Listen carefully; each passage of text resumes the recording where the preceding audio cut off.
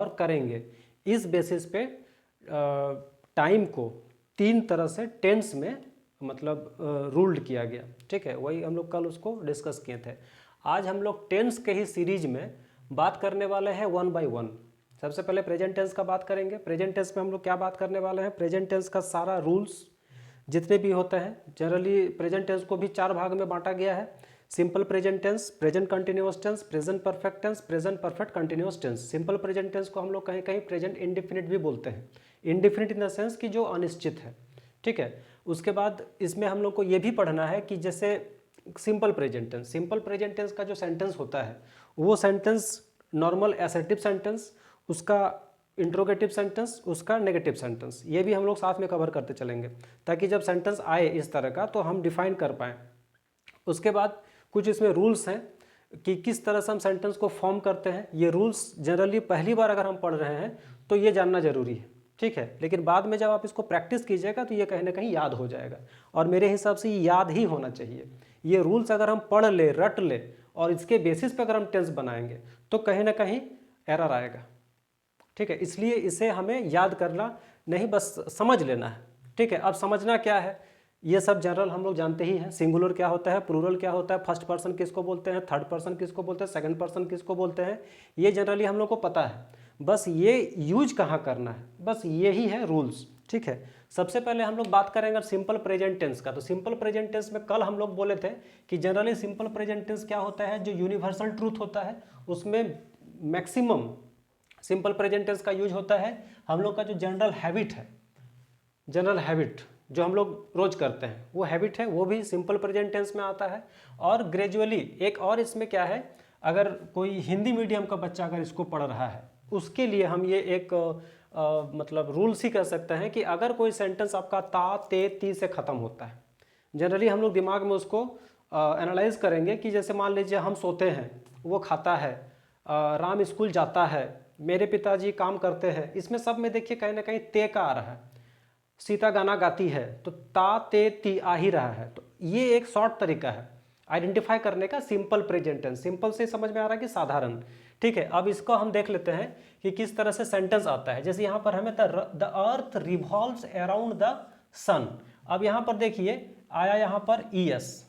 ठीक है, उसके बाद यहाँ पर आया है ही लिव्स, यहाँ पर भी आया ईएस, उसके बाद आया दे लीव।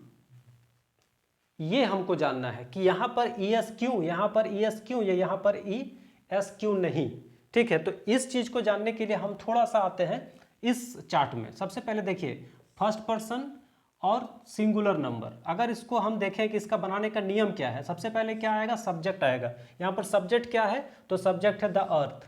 ठीक है, उसके जस्ट बाद क्या है, उसके जस्ट बाद है वर्ब लगा देना है। इसका मतलब इसमें कोई भी हेल्पिंग वर्ब का यूज नहीं होता है, सीधे क्या आ जाता है वर्ब। वर्ब में क्या है हमारा रिवॉल्व। अब रिवॉल्व तो होता है वर्ब 1, अब उसमें एस और ईएस लगा, क्यों लगा, क्योंकि ये जो अर्थ है वो फर्स्ट पर्सन और सिंगुलर नंबर है। Singular number in the sense क्योंकि अर्थ एक है तो सिंगुलर नंबर है, और फर्स्ट पर्सन इसलिए है क्योंकि इसका और कोई पर्सन चेंज नहीं होता है, इसलिए यहां पर एस लगा है। तो सिंपल समझ में आ गया कि अगर आपका वर्ब अगर आपका सब्जेक्ट फर्स्ट पर्सन में आता है, सिंगुलर नंबर में आता है, तो उसमें एस या ईएस लग जाएगा, उसके जस्ट बाद ऑब्जेक्ट लगा देना है, सिंपल।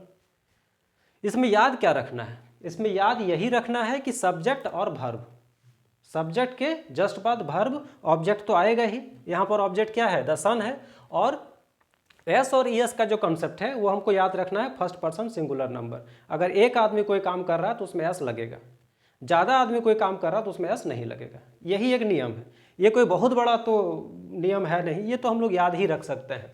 उसके बाद यही नियम से देखिए he lives in Patna, they live at Ranchi, ये क्या हो गया, ये आपका सब्जेक्ट, ये आपका वर्ब, ये आपका प्रीपोजिशन हो गया, ये आपका ऑब्जेक्ट हो गया। सिंगुलर प्लूरल का नियम यहां भी लगा है। बात यहां पर समझ में आ गया। अब अगर इसको हम चेंज करेंगे इंट्रोगेटिव में, तो इंट्रोगेटिव में चेंज करने का क्या नियम होता है, इंट्रोगेटिव का नियम यह है कि सबसे पहले आपका जो हेल्पिंग वर्ब होता है वो आ जाता है। अब मान लीजिए आपका हेल्पिंग वर्ब नहीं है, अब यहां पर तो हेल्पिंग वर्ब नहीं लगा है, द अर्थ के बाद सीधे रिवॉल्व्स है यानी कि मेन वर्ब है। तो जब ऐसा रहेगा, हेल्पिंग वर्ब नहीं है, सीधे मेन वर्ब है, तो हम लगाएंगे क्या, डू। डू याद रखना है। अब डू से ही डज बना है, क्योंकि डज कोई है नहीं, डज क्या है, डू का वर्ब 5 है ना। तो हमको याद क्या रखना, हमको याद रखना है डू। अब यहाँ पर डू से डज इसलिए हुआ क्योंकि यहाँ पर एस है, समझ में आ रहा। तो अगर यहाँ पर एस या ईएस से खत्म हो रहा है वर्ब्स, इसका मतलब है कि डू को क्या बनाएगा, डज बनाएगा, और यहाँ का एस हट जाएगा। क्यों, क्योंकि यहाँ पर यही का एस यहाँ आ गया है, तो यहाँ पर हम इसलिए एस नहीं लगाए हैं। तो does the earth revolve around the sun, बस ये इसका इंट्रोगेटिव बनाने का तरीका है। क्लियर, कोई दिक्कत नहीं है। डू और डज का नियम बस लगा, बाकी सब नियम सेम है, ठीक है। अब इसको हम देखते हैं इसी नियम से, ही लिव्स इन पटना, यहां पर क्या है, लिव्स, इसका मतलब डू का डज, ठीक है। सब्जेक्ट आ गया, वर्ब आ गया, ऑब्जेक्ट एज इट इज, ठीक है। उसके बाद क्या है, दे लिव एट रांची, अब यहां पर एस नहीं है, तो इसका मतलब यहां पर एस नहीं लगेगा, डू लग जाएगा। Do they live, sorry, do they live at Ranchi, ये आपका सिंपल प्रेजेंट टेंस। अब इसमें कितना भी बड़ा सेंटेंस आ जाए उसका हम लोग प्रैक्टिस करेंगे, बड़ा बड़ा सेंटेंस में। तो इस तरह से हमको फिट करना है, सब्जेक्ट प्लस वर्ब प्लस अगर एस या ईएस है तो, प्लस अगर कोई अप्रोप्रिएट प्रेपोजिशन लग रहा है तो साथ में ऑब्जेक्ट। अब ये प्रेपोजिशन का कॉन्सेप्ट थोड़ा सा हमको प्रेपोजिशन पढ़ना होगा, तो टेंस के बाद हम लोग प्रेपोजिशन भी पढ़ेंगे कि कहाँ पर इन लगेगा, कहाँ पर एट लगेगा। यहाँ पर देखिए दो चीज़ हम यहाँ पर लिखे हैं, एक लिखे इन पटना, यहाँ लिखे एट रांची, दोनों तो एक चीज़ है जनरली। तो इसमें एक चीज़ क्या है ना कि अगर इन है, हम थोड़ा सा प्रेपोजिशन के बारे में यहाँ पर चर्चा कर दे रहे हैं ताकि ये आपका कॉन्सेप्ट समझ में आ जाए। इन का मतलब होता है कि जैसे मान लीजिए हम लिखेंगे India, India as a whole, है ना।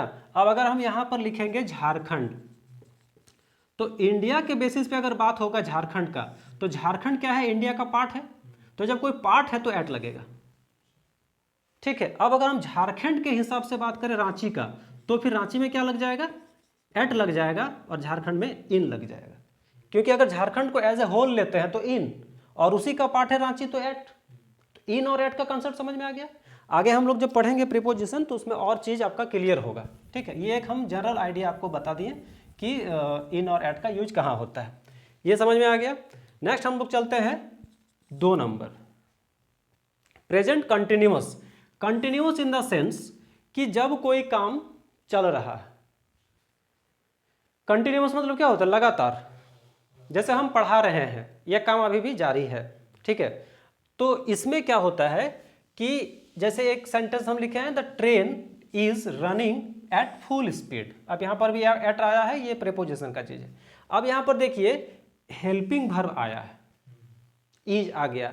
अब ये इज जो है ना, इसमें रूल है, सब्जेक्ट के बाद आपका helping verb am is are 3 चीज लगता है, यही तीनों लगेगा, इसके अलावा चौथा कुछ नहीं है। सिंपल प्रेजेंट, प्रेजेंट कंटिन्यूअस का बात हो रहा है। एम इज आर ये तो फिक्स है, सब्जेक्ट वर्ब एग्रीमेंट के साथ, आई का एम के साथ फिक्स हो चुका है। अब ये इज किसके साथ एग्रीमेंटेड हुआ है, तो ये हुआ है सिंगुलर के साथ, याद रखते चलिए, ये किसके साथ हुआ है, सिंगुलर के साथ, और आर किसके साथ हुआ है, प्लूरल के साथ। सिंपल, इतना ही हमको समझना है, और वर्ब 4 लगा देना है। अगर कोई प्रेपोजिशन आए तो प्रोपोजिशन के बाद ऑब्जेक्ट लगा देना है, बस। इसमें इसी हिसाब से हम बनाए हैं, आई के साथ एम, वर्ब 4, माई सिस्टर, ठीक है, सिस्टर के साथ ये पोसेसिव है, ये पोसेसिव प्रोनाउन है, ठीक है। अब प्रोनाउन को पढ़ेंगे तो माई समझ में आ जाएगा, टुमारो यानी कि ये ऑब्जेक्ट हो गया। क्लियर, कोई दिक्कत। अब यहां पर एक सेंटेंस और है, इसको थोड़ा समझिए। The prime minister is making a plan to go America. इस सेंटेंस को थोड़ा देखिए, इस सेंटेंस में समझ में आ रहा है कि ये काम होने वाला है भविष्य काल में, है ना। The prime minister is making a plan to go America, America जाने का प्लान बना रहे हैं, बना रहे हैं, मेकिंग है, बनाते हैं नहीं, मेक्स में फिर बनाते होगा। अब यहां पर एक चीज यही नियम है कि अगर कोई काम निकट भविष्य में होने का है, निकट भविष्य में, तो प्रेजेंट टेंस का प्रयोग होगा, और कौन सा, प्रेजेंट कंटिन्यूअस का। तो सेंटेंस को हमको आइडेंटिफाई करना होगा, ठीक है, बात समझ में आ रहा है।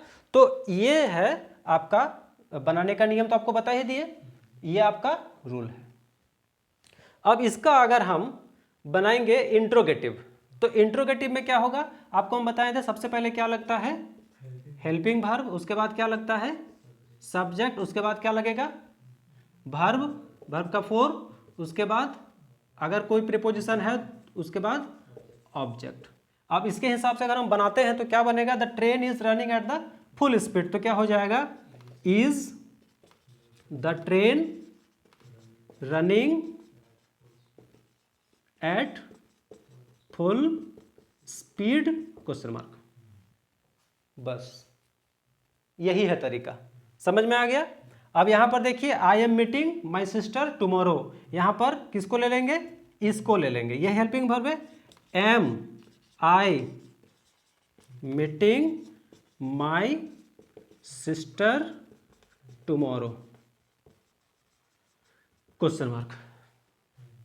ठीक है, यही तरीका है। The prime minister is making a plan to go America, तो यहां पर क्या हो जाएगा, इज, फिर क्या हो जाएगा, the prime minister making a plan to go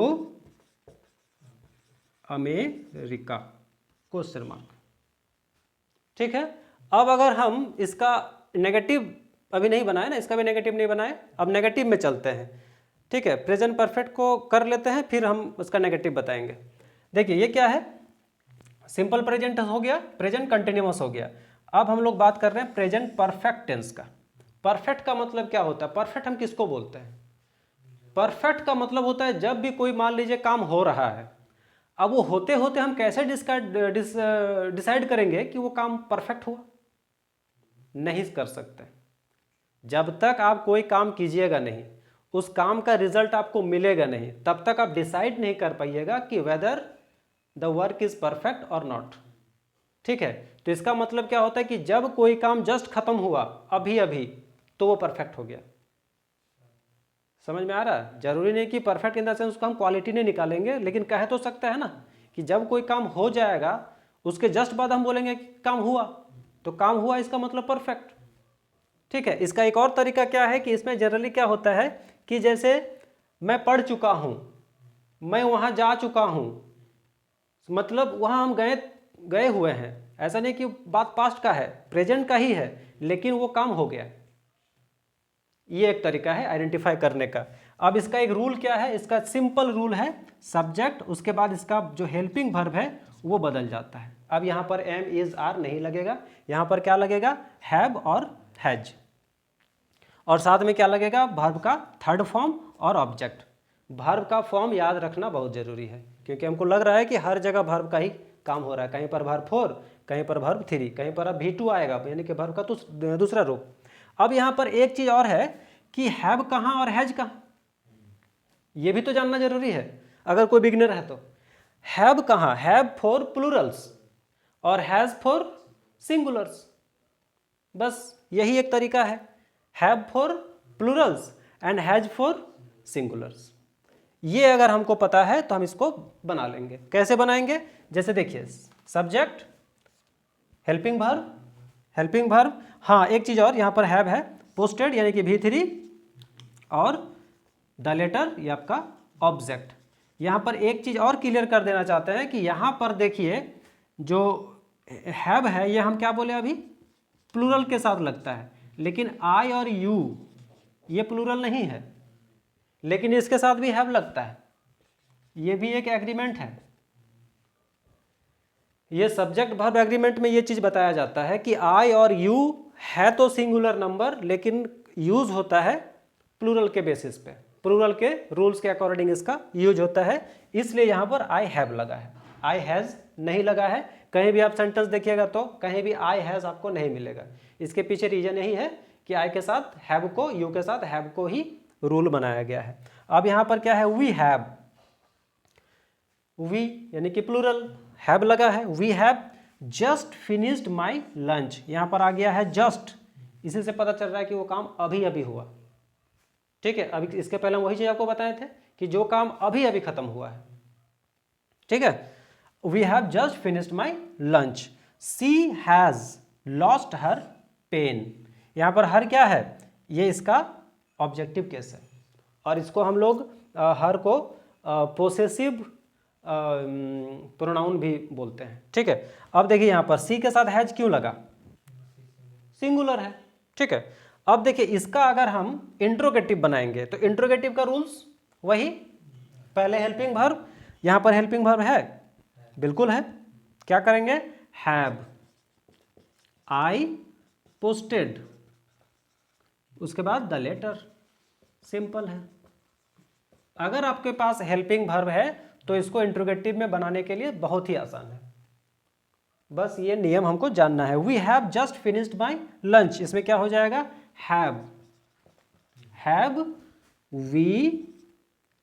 we just finished my lunch और interrogative mark. She has lost her pen, तो क्या हो जाएगा, has she lost her pen, question mark. समझ में आ गया? ये आपका हो गया simple present tense, present continuous tense, present perfect tense.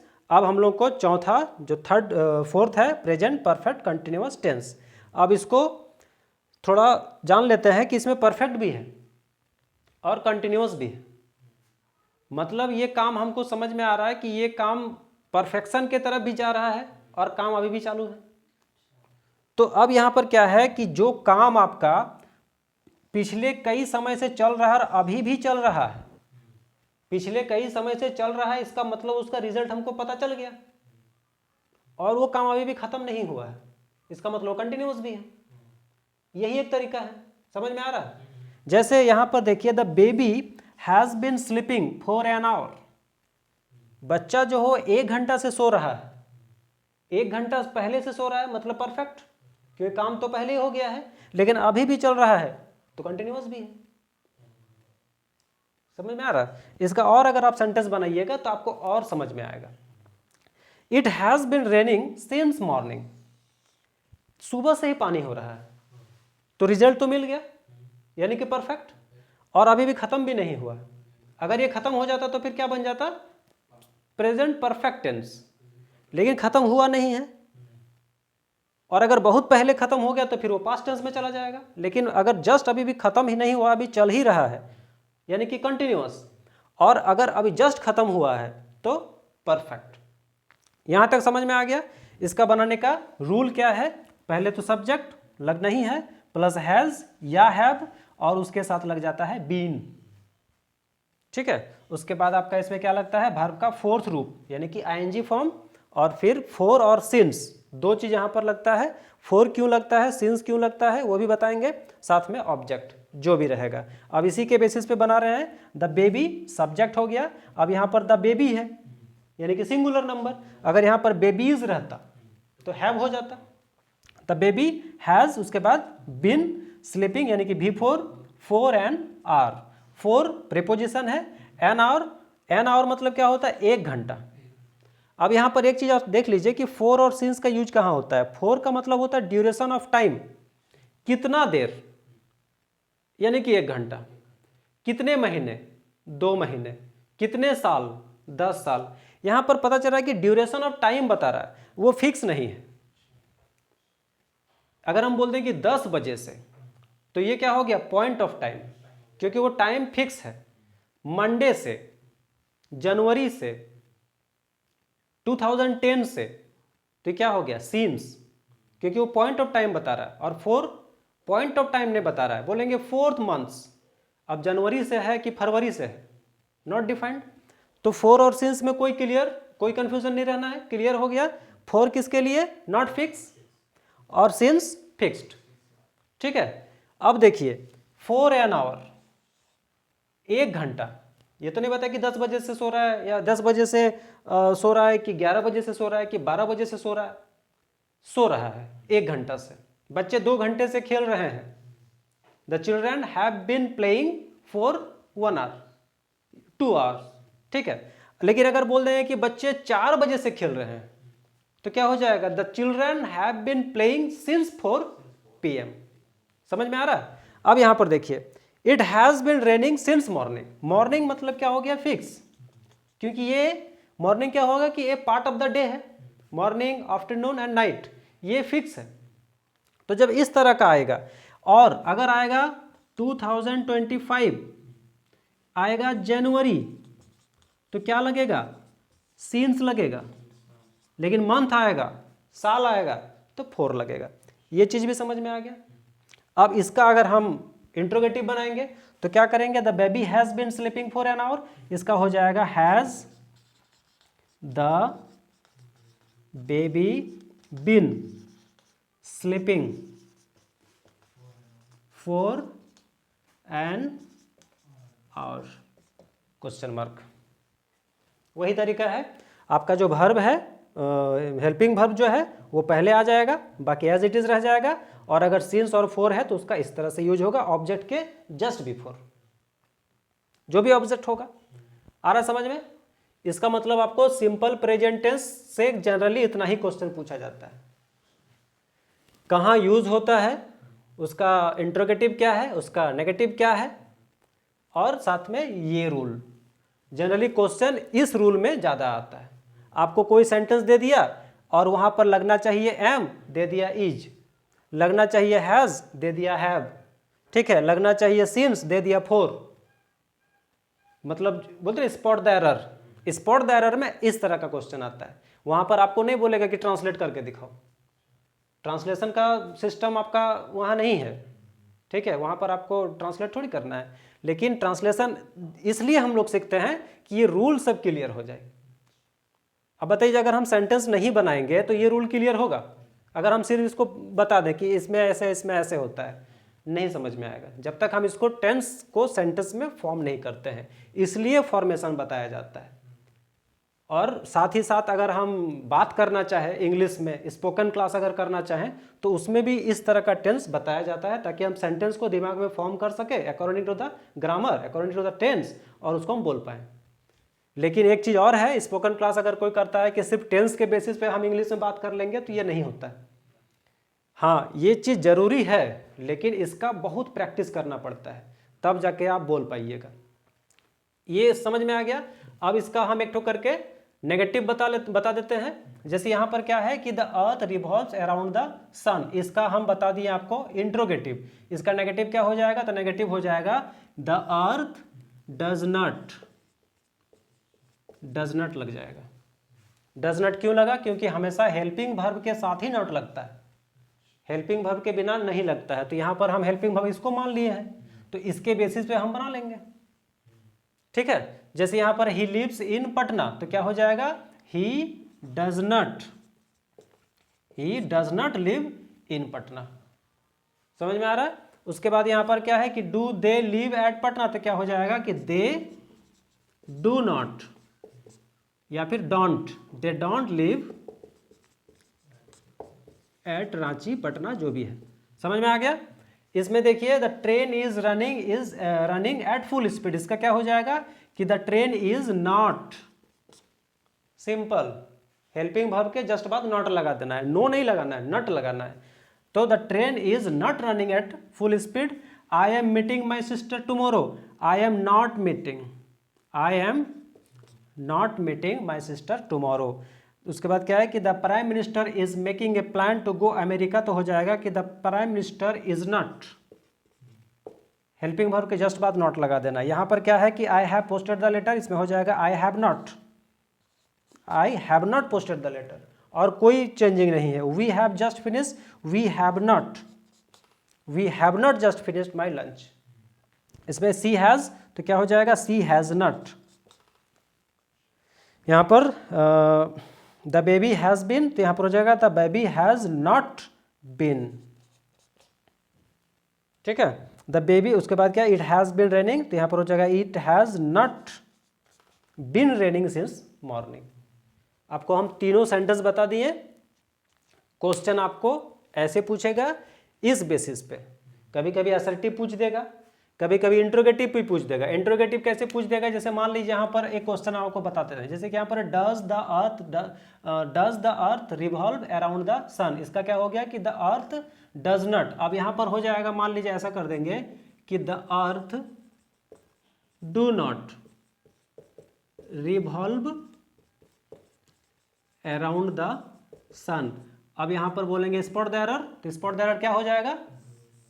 हाँ, तो इस चीज को आप ढूंढने के लिए ये नियम पता होना चाहिए और ये नियम भी पता होना चाहिए, तभी आप इसको खोज पाइएगा, नहीं तो फिर मुश्किल है। समझ में आ रहा है कि कहाँ से स्पॉट द एरर आता है, कहाँ से क्वेश्चन आपको पूछा जाता है, तो इसलिए ये आपको पढ़ना पड़ेगा। ये आपका सिर्फ प्रेजेंट टेंस बताएं, अब इसके बाद पास्ट टेंस का अलग होगा, फिर फ्यूचर टेंस का अलग होगा।